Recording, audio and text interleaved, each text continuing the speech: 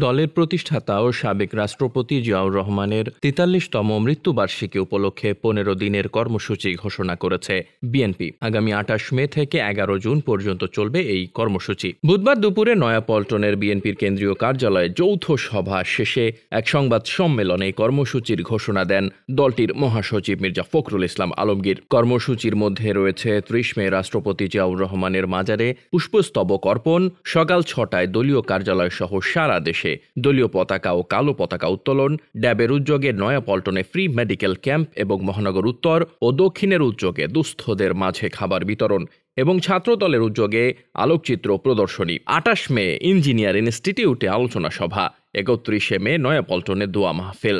এছাড়া সারা দেশের মহানগর, জেলা ও উপজেলা খাদ্য আলোচনা সভা, সেমিনার, আলোকচিত্র প্রদর্শনী, রচনা প্রতিযোগিতা, স্বরচিত কবিতা পাঠ ও বইমেলা প্রদর্শিত হবে। বিএনপির প্রত্যেকটি অঙ্গ সংগঠন আলাদা আলাদা করে কর্মসূচি করবে।